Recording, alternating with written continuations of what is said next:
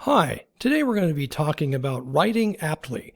Whenever we use the word apt, we usually apply it to people who are really good at what they're doing. They know their subject, and we all want to be apt writers. And we're also going to use the word apt today as an acronym for audience, purpose, and tone. These are basic definitions and elements whenever we discuss composition, no matter if it's written, oral, graphical, or numeric. Let's start with audience. By audience, we mean all readers, listeners, and viewers. We want to anticipate our target audience's needs and their limitations, and we want to tune the delivery of our content using good, prudent editing practices. Let's begin with lay audiences. Lay audiences include everyone. We are all a lay audience. At some point in our lives, we've taken interest in virtually any topic. Think of the last time you visited a doctor or dentist's office. You were probably waiting with a number of other people, and around you were numbers of magazines that are designed for lay audiences. If we think of a lay audience publication, we might think of National Geographic, People, Ebony, or Sports Illustrated. These magazines are designed for the most diverse audiences. They include lots of stories, brief text, and plenty of pictures. Lay audiences consist of lay people. But first, let's start with some metrics of what we might think of as the average human being in terms of reading levels and years of education.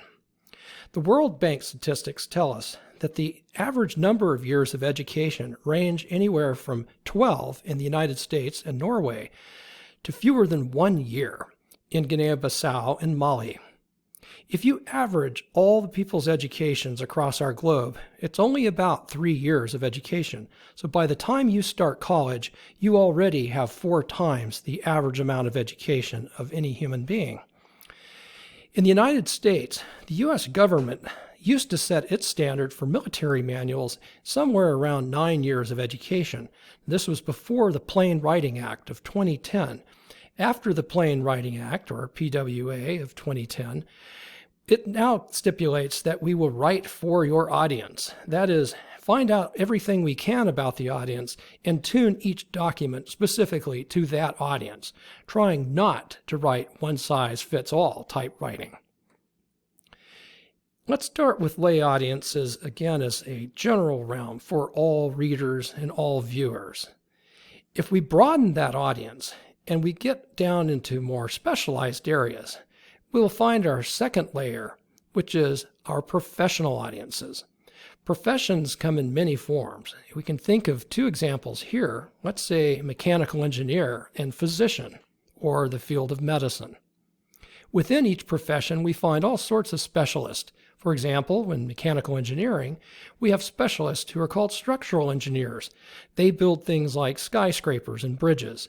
And in the realm of medicine, we have many different physicians. We have specialists such as anesthesiologists. These 3 layers form our universe of audiences, and these are the 3 terms, lay, professional, and specialist or expert, that we'll use this term in order to categorize the sorts of documents that we're writing. We can also picture different types of intersections between professions. Let's say, again, mechanical engineer and medicine. Here we might find a specialist like someone who makes and surgically implants prosthetics. This is someone who has training and qualifications from both mechanical engineering and medicine. It's very important that we know our audience. If we're dealing with a lay audience, we should probably assume almost any age, all sorts of backgrounds, education levels, and incomes. When we deal with professionals, that includes all professions and trades. The so-called white-collar professions include things like doctors, lawyers, business people, engineers, and such, those requiring a 4-year degree. When we think of so-called blue-collar workers, we think of plumbers, electricians, auto mechanics, carpenters, and such, people who have required years of apprenticeships and journeyman climbs to the level of masters. Each of them speak a unique language, and if we're going to target that audience, we need to speak its language too. Finally, we have specialists who are experts within a profession or trade. These are people who know a lot about something. It's also important to note that audiences often overlap within the same document. For example, I might write a service manual for specialists, auto mechanics say, who are going to use that manual, but I might pepper it with little sidebars for lay readers in case they need some background to understand the finer points. This brings us next to purpose. Purpose answers the question of what is the document or artifact trying to do? What is it for? It could be to inform, educate, could be to warn a reader, entertain, motivate, or inspire them. It's very closely tied to context, which asks the question, how's this document or artifact situated relative to users? Well, we have to think about its relationship to other documents, such as a volume of works, and also its relationships between users. How is a common pool of users using a set of documents to talk to each other? Also, it may be related to time. Some documents are used for a sustained amount of time as a constant reference, say a map or guide. Some documents are more situated for periodic temporary use, such as news or weather. Another aspect of purpose is how it's geared toward modalities and media.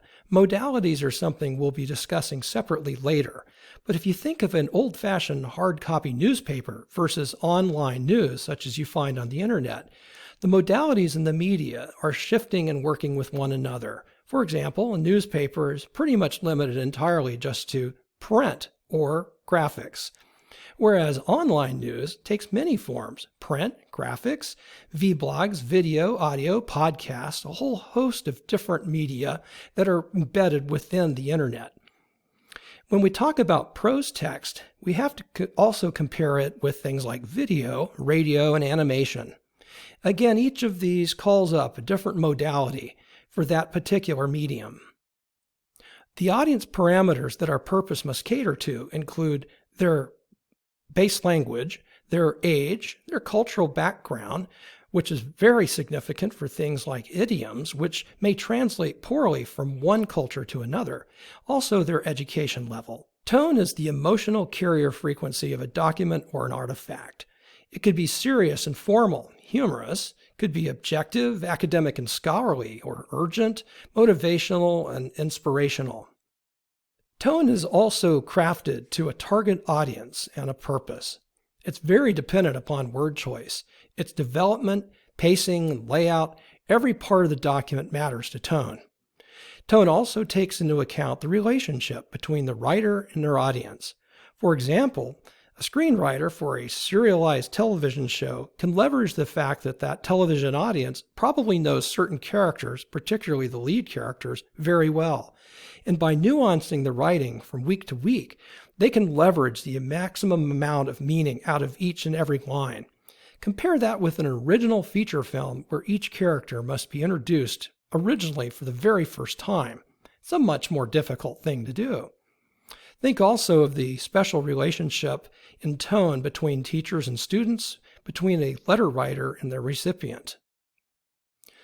Here's how we integrate audience, purpose, and tone together in a few examples.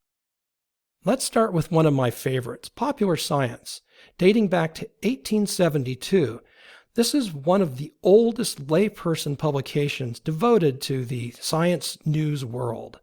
It's been published in 30 languages in over 45 countries. The audience for Popular Science tends to be lay and professional, almost anyone really, and a broad age range. Its purpose generally is to educate, inform, and entertain, so-called gee whiz science, a form of infotainment. Its tone tends to be objective, informational, upbeat, and very optimistic about the science that it's giving news on. But let's say we're going to start from scratch with something entirely new.